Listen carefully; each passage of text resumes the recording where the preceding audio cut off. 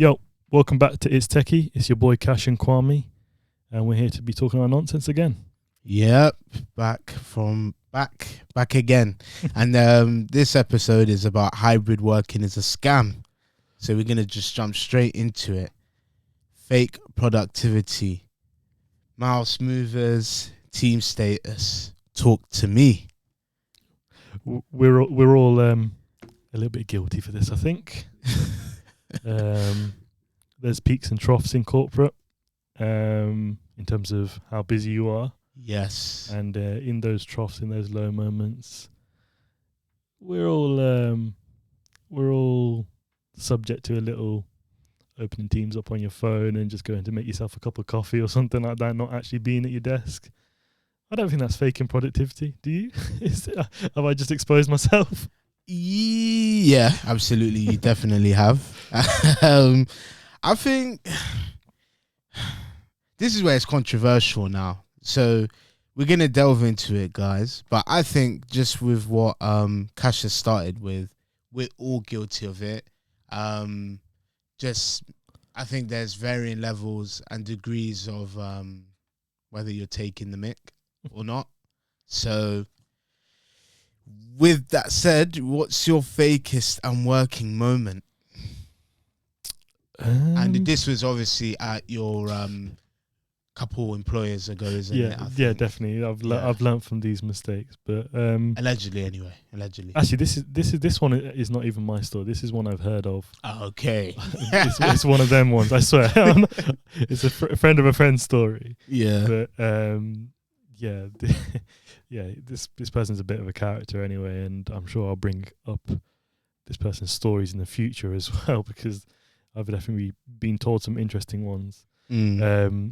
But this was, I think they might have been on a grad scheme or something like that, or it was definitely one of their first careers, jobs in corporate. Okay. And as we all do, when you get into corporate, you like to get all the tech and as much free equipment that you can from the company that you're working for. So this friend of mine had asked for a work phone, which is normal, standard procedure. But you know what comes with getting a work phone means you download Teams on there, which means, like I said, you don't need to be at your laptop. But this guy, I just do it to make a cup of coffee. This guy was buoying it. He was on the golf course, answering Teams meetings or responded to Teams messaging on the golf course. Getting a quick par 3 in or something like that. And yeah, you know what he said previously on the previous episodes about if they step up their Teams games in terms of tracking. Yeah, he'd definitely been found out. He'd have been flagged. Yeah, because that's nuts. You cannot be just going to Teams on a golf course. You can't even make this up. Yeah, damn, it's insane. It is insane. But I guess that's what hybrid working's about.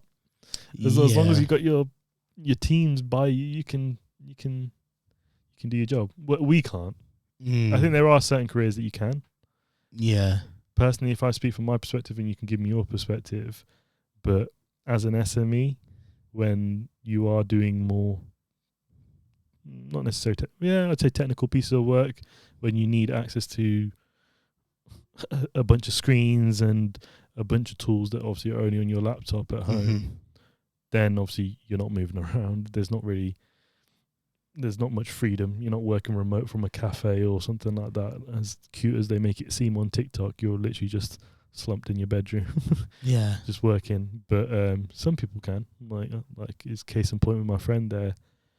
I'd love to hear if there's any more stories, because I'm sure people have been answering their Teams calls in the most crazy of places. I wonder what one of our audience members, if they've got any crazier stories. Yeah, put it in. So use your burner account and put it in the chat. Yeah, let's definitely. chat. We want to see them. And you know what? It will be interesting to see what people come up with, because we're definitely gonna have to re-reference this. So guys, definitely put that in the chat. Okay, so we'll go on to the next one, which is Green Dot Culture.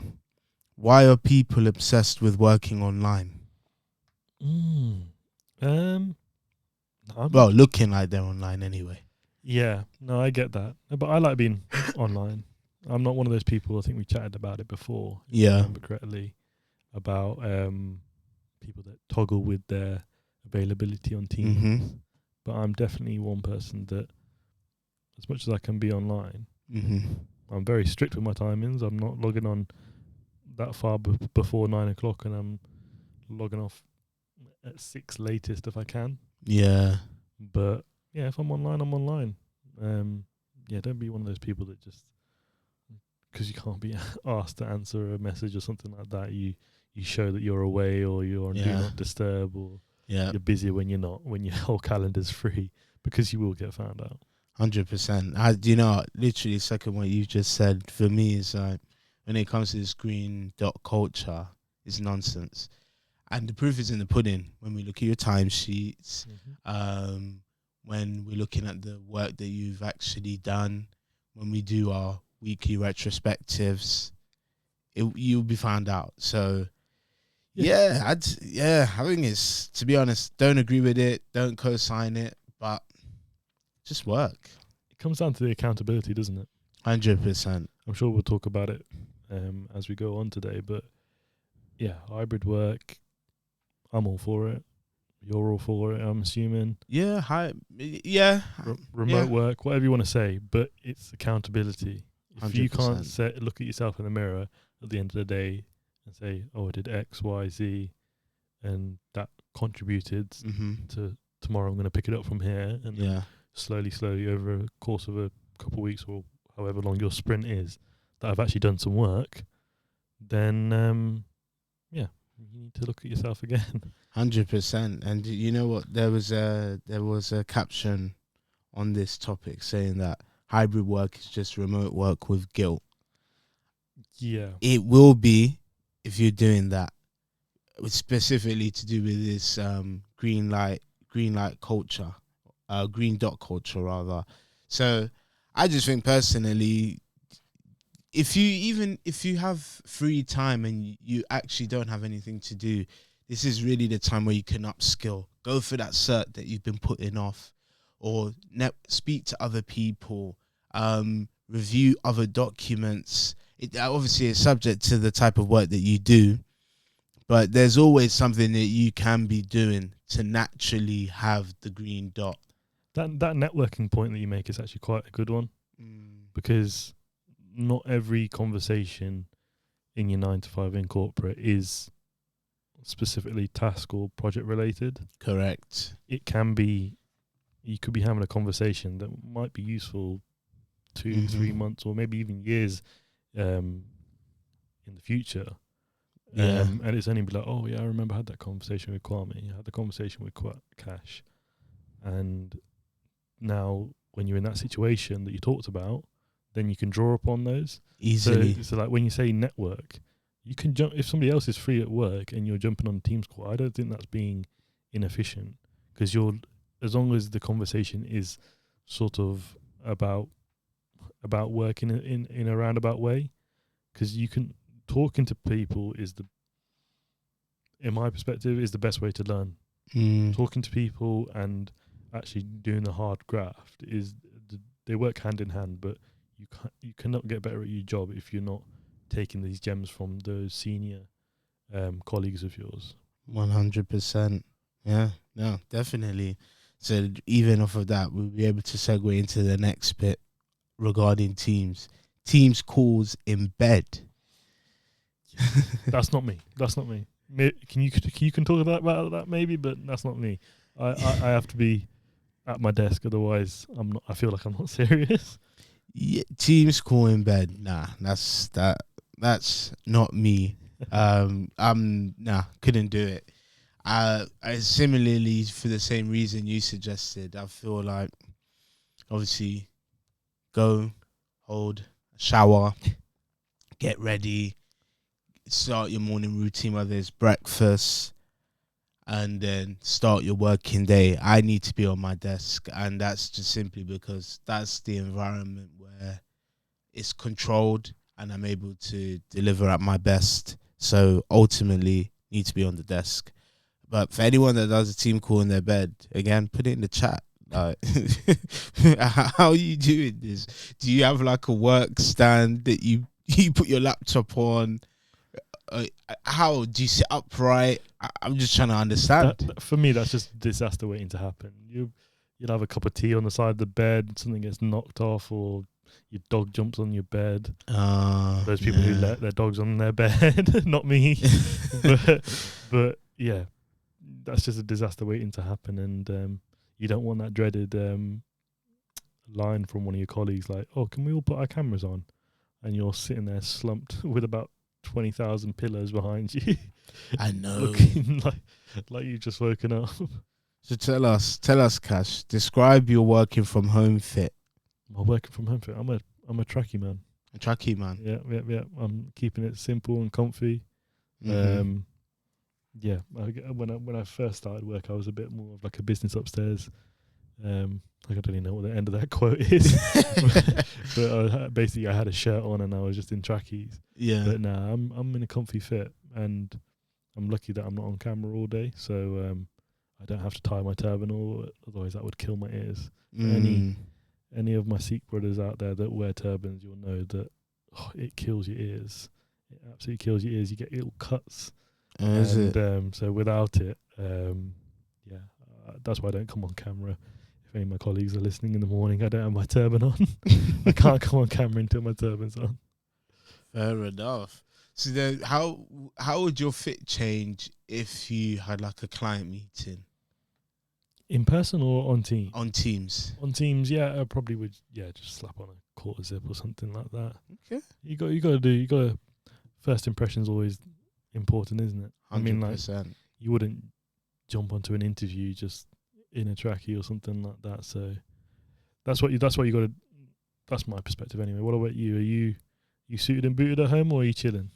No, I keep it quite casual. Obviously, if I'm on a client call, actually tell a lie. On a client call, we don't. It's a security feature. We don't have our cameras on. It's actually disabled, so I don't actually have to get cheat code. Yeah, it's definitely a cheat code. So I think most of the time I'd be wearing like a t-shirt. Yeah, obviously wearing trousers. But yeah, I could keep it quite casual. But if I know I'm gonna be on the work laptop and I'm speaking to stakeholders, then yeah, definitely smart casual is the fit I'm going for. No, I know of people that when they're not in a good routine, and it's quite easy to. That's the thing about hybrid or remote working. It's quite easy to slip into a bad routine. Yeah, 100%. When you're waking up at like 8:55 and your laptop is just 2 feet away at your desk. Yeah, so you're literally just rolling out of bed straight onto your first call. Yeah, and everybody will go through those phases. Mm-hmm. You might have had a late night. You might.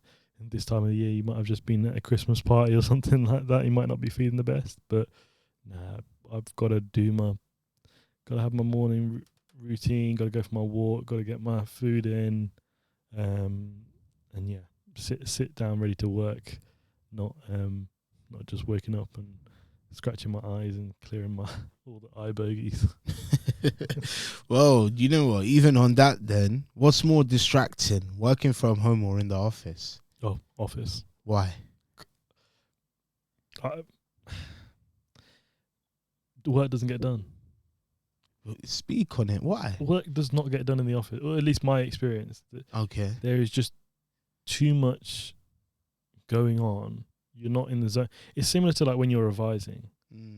Like I wasn't, and some people will have it different. Some people like to work in the library when they were studying and revising. I wasn't one of those people. Okay. This might be the sort of ADHD talking in me or something like that. Undiagnosed ADHD. But yeah, I just need my peace and quiet, and I need to be sort of in the zone a little bit. Don't get me wrong, I'm not, when I'm working from home, I don't mind slapping on some tunes or something, like listening to something in the background, watch another podcast. If it's not It's Techie, something else. But that's what's up. I feel like in the office, there's just a lot going on for me. Of course, look, think of it. The people that have got their Teams ping, the microwave sounds, people filling water, people chattering. A plethora of things. I mean, like hot desking is the worst when you go into the office Yeah. and there's about 200 people having 200 different conversations. It's just, yeah, it's overwhelming. What about you? Do you like going into the office or? For me, depends on the situation. I do actually prefer. Well, the question is which is more distracting. Definitely the office, and it's for the same reasons you mentioned. I think when it comes to working in the office, there's just too much going on. I think I'm still able to do what I need to do, but I know I could do it more comfortably at home. And maybe efficiently. Yeah, definitely efficiently, because it's a controlled environment. I'm at home.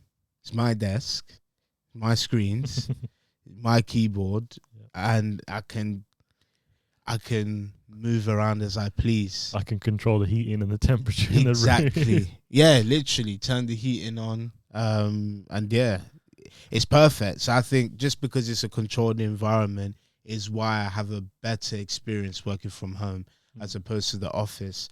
But I just feel also there's things that you working from home you can't get from being in the office. And again, went on to this. This was all the networking and just things that you would get to know that you wouldn't know if you weren't in the office. Yeah. So, yeah. I think the advice that I've had from, I say this respectfully, but old heads in the industry that have been around the block and worked in multiple different environments. Yeah. They've always given me the advice to go into the office. Like 100%. You said, for that, should we say that office politics? Not necessarily bad politics, but just... Yeah, it's politics. It is politics, isn't it? It's the best way to describe it. It's seeing how people work and how they interact with each other. Yeah, I think I second that it's very, very important to get some experience. You don't need to be... I'm glad that we've gone away from the mandatory 5 days a week. Yeah. Please, Mr. Jamie Dimon, don't take us back into the office. I know you're building $1 billion offices left, right, and centre, but don't, just because you start dragging JP Morgan back in, please don't drag us all in. But yeah, I think efficiency, home or your own office location. But for the sort of, would you say, okay, let me put it this way, would you say people that go into the office more often are, and this is going to be a future topic that we're going to talk about, but are more in touch with what's going on in the business, and therefore they're involved in more conversations, and that may lead to promotions or just having knowledge of different stuff? I think so, because I personally believe people buy into people, and you can achieve that better face-to-face as opposed to online. And I just, like I said, there's certain things you hear and find out that you wouldn't know if you're working from home. So subsequently, that's what's going to justify these promotions. So yeah, Why do you think you can't gauge that over a Teams call? Even if somebody has their camera on, you're obviously having a conversation with them. I feel like I can gauge somebody's body language or how they mean to come across quite well. I guess maybe not as good as in person, but I still feel like there's... Yes, but I still feel you can on that premise, but it's just will never meet the level of it being face to face, because I think there's more. So I guess anyone that dabbles in sociology, there must be more. How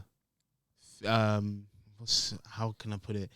There's going to be more things to do with body language that you can read beyond somebody sitting down in a chair as opposed to standing in front of you. There'll be more social cues you can pick up on. Yeah, it's easier to have eye contact on Teams, isn't it? 100%. Rather than holding it with somebody that you're scared of. Yeah, I second that, literally, because I think you have to take into consideration, you don't know where, if they're working from home and they're sitting in their chair, you don't know where that table is, you don't know what it's next to, what their window view is. and that might make somebody act different. That's true. Whereas somebody live in the flesh, it's gonna hit differently. Yeah, and I think another positive from the office is maybe that you can actually, it's a bit of that locker room sort of feel, Definitely. that camaraderie that we said that builds, and we might be overcomplicating it. It might be just as simple as you can't beat a handshake. Yeah. You can tell a lot from somebody's handshake. So the fact that you don't get to give somebody a strong, firm handshake when you first meet them and show off a strong first impression, Yeah. I think maybe, that's another tick for the working in the office.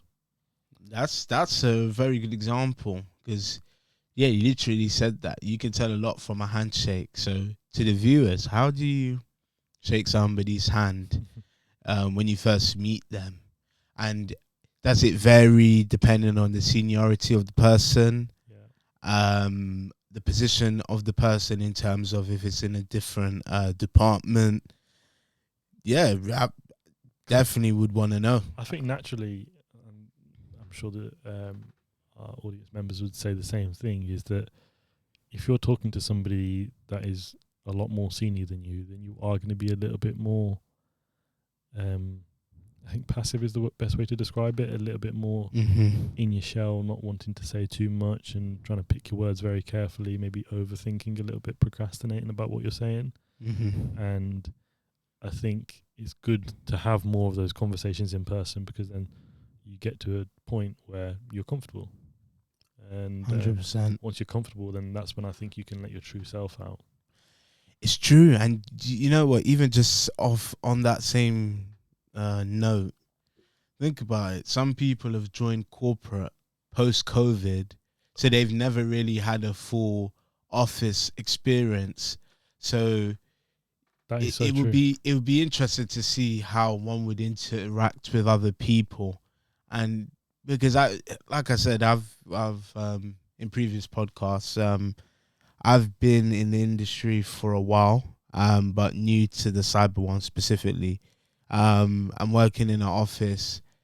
I think that's why it's made me who I am today and how I communicate to people over Teams. So it'd be interesting to see what somebody that has only ever known remote working or hybrid, how they would interact.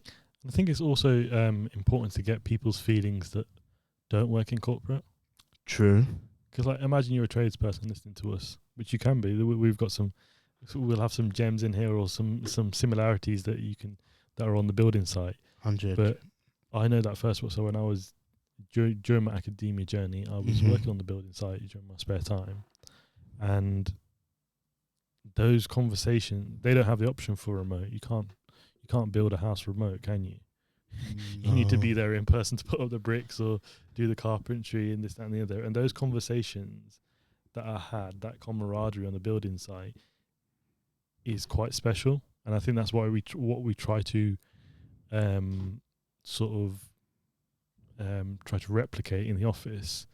But I think basically what we're trying to say is that maybe companies go about it the wrong way, as in you need more. Obviously, desk space is one thing. Companies are downsizing now after COVID, which is understandable for cost reasons. But there needs to be that focus on bringing people together and having conversations. So more, I think hot desking is good. Maybe more booths and stuff like that, so you're not listening in on other people's conversations. But what they need to chuck out those damn offices are those table tennis tables. Because they are so over, those snooker tables, those pool tables that they have. Because when I say people do no damn work in the office, that's what I mean. There'll be some more people that care more about their sort of king of the court ping pong league in the office rather than the actual work that they're doing. Hey, I'll be honest with you. I disagree. Keep those tables. Really? Yeah. But you're there. If we go back to the topic at the start, we're there to work. Yeah, we're there to work, but you do get some free time. You get a lunch at minimum. Yeah. At minimum. So I think keep it, because ultimately, again, No, I'm sounding like a networking champ. But that is the chance where you get to speak to different people that don't do the same job as you within the organization. And ultimately, I think that builds a stronger workforce. Yeah, I see it from that perspective, but I also see it as you're confusing the environments. You can't have everything under one roof. I think that's 'Cause that's personal. even when I'm working from home, like I said, I have my desk. I know once I sit down here that it's game time, isn't it? It's all about work. There's no other distractions. My phone's turned over or on do not disturb. I lock my office door. So nobody's disturbing me. Whereas in the office, if you hearing a ping pong flying across a ball flying across the office, it's getting you out of that zone, I think. No, but come on, you have to admit, companies that do have a ping pong table, then where they're working and where the ping pong table is nowhere near. It shouldn't be near each other. And places I've been in, they've not been. It's a whole different floor. No, but I'm not saying they're in the same space. But what if that ping pong space could be utilized for more desk space?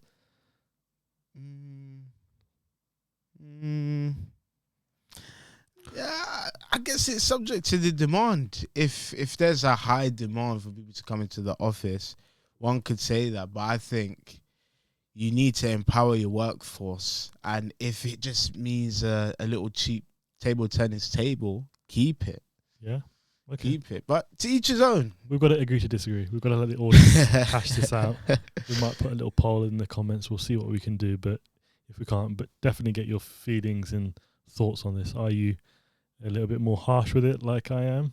Or are you on Kwame's side and you're like, yeah, let's have our fun at work as well? 100%. Hey, let's see. I'd definitely be interested to see. I'm sounding like the office Karen, aren't I? I'm sounding so serious that you should be working 9 to 5 and no breaks. But no, I don't mean that. I just mean be more efficient with your time. And I feel like if you're having more table tennis games than you are actually completing tasks, then you'll get found out. Definitely. So on to the next bit. Fake culture days in the office. What's the fakest thing about hybrid? What's the fakest thing about hybrid? This is a hard one. I think I wouldn't necessarily call it fake, but maybe that acting that you're there all the time, not actually there. I don't know. I don't think there's anything fake about hybrid work culture. Obviously, there are those people that toe the line a little bit, but overall, I think hybrid work there's no hiding place in the office. I don't think there's hiding place in hybrid work either. Would you second that, or do you think there is a little bit more leniency? Slightly a bit more leniency. It varies. I think it's dependent on the organization, what their general work culture is like, and the type of colleagues you work with. So it's hard to say. It's hard to actually call that one. I feel a bit indifferent. Interesting. It is very interesting. I think building on, I think after this conversation, I'm coming around to the idea that I should be in the office more often, because I actually do like those different perspectives that you get from. Look, we all bring something unique to the industries that we work in, and that's why we've been hired for our jobs. Whether that's from our previous experiences, like work professional experiences, or our previous life experiences, or our upbringings, or there may be even a case for different cultures bring different viewpoints on how to approach things. Yeah. So I think in the office is the only real sort of gauge of seeing firsthand how people go about doing their business. Yeah.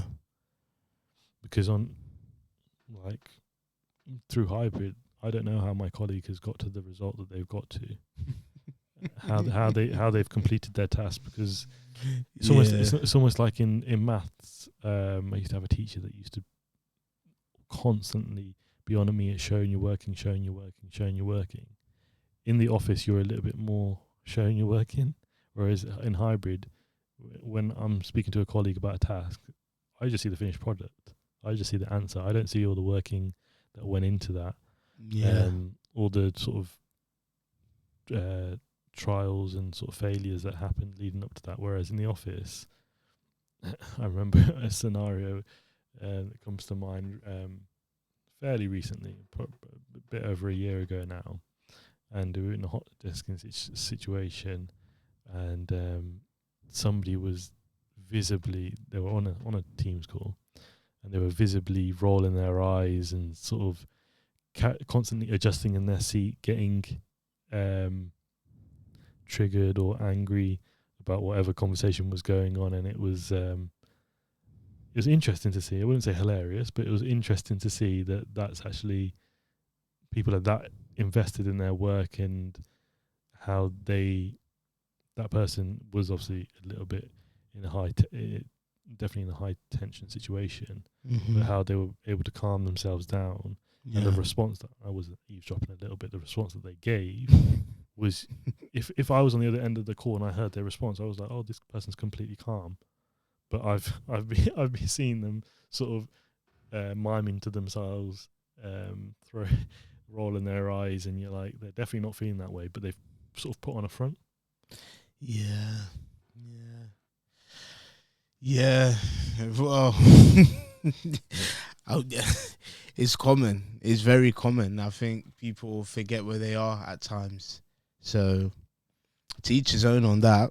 But what we'll do, we've got two more.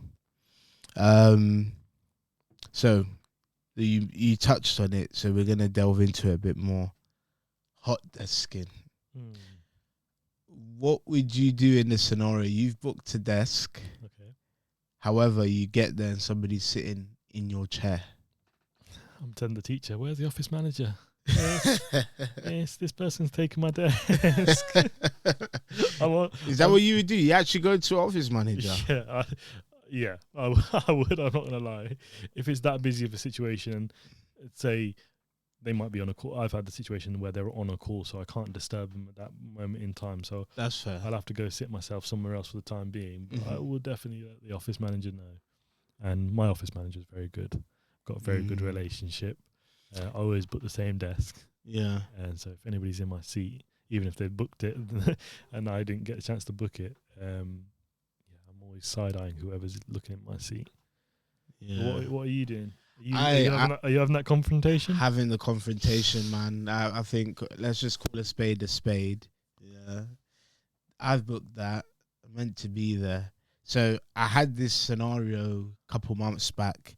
Went to the office and I see somebody sitting in my desk. And yeah, the first thing, the person was available. So I just said, it's like confusion, but I'm actually booked here. So yeah.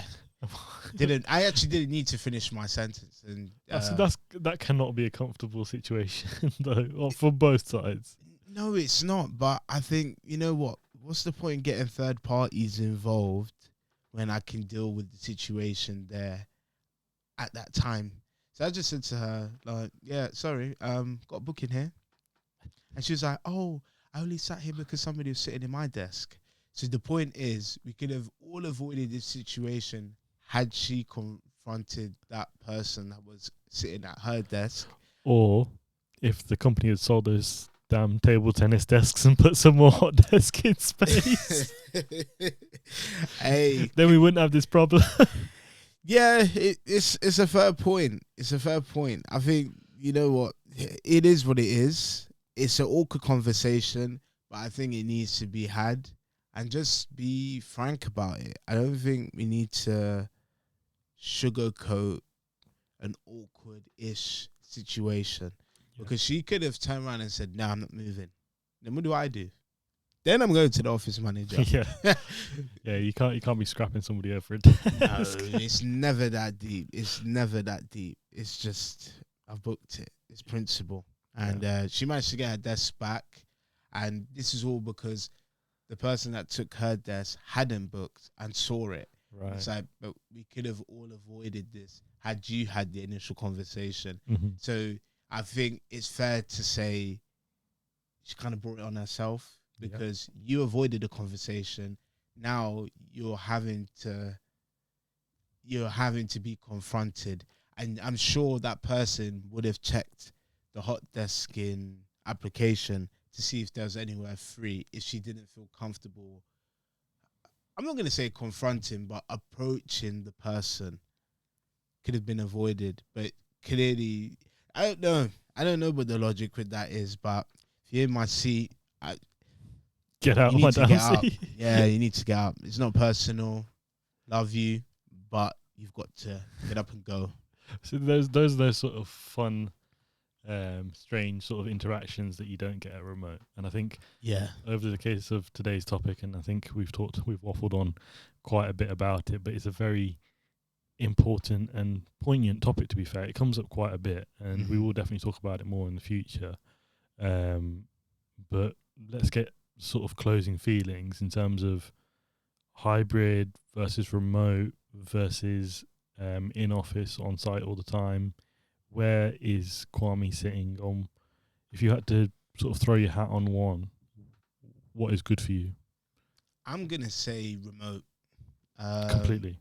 Yeah, I'm gonna sound like a cheapskate here, but travel is expensive. It is. Yeah, so to earn X amount, not having to travel, get up earlier than I would have to go to work.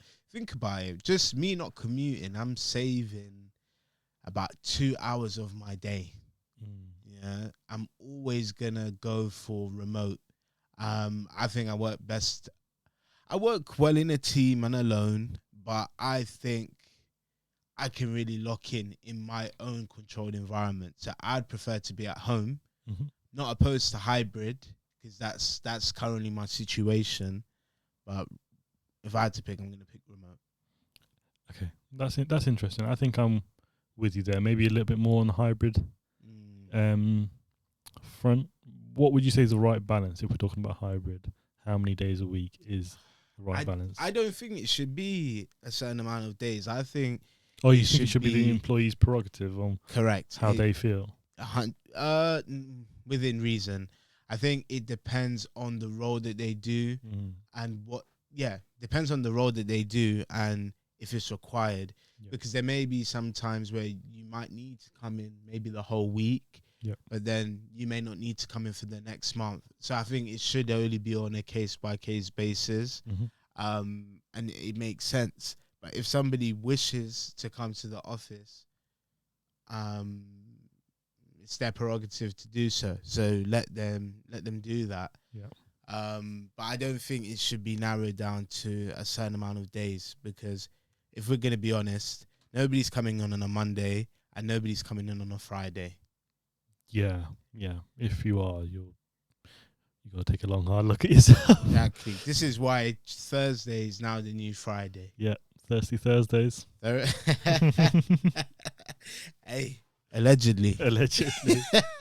Allegedly. So I think it varies, but you know what, guys? This has been another interesting topic. It's been a fun convo. I love this one. Yeah, I do love it. Hybrid work is a scam is the title. So guys, please like, comment, share to your colleagues. Say to your colleagues, let's get this out there to the people, and let's build a little bit of a community like we talked about at It's Techie, and we can start talking a little bit more about these fun topics. And as always, get in those comments so we can get you involved a little bit more. Future episodes, we even want to do call-ins. So yeah, get in those comments and reach out, interact with the socials, and we'll see you on the next episode. Yep. It's Techie out. Peace out.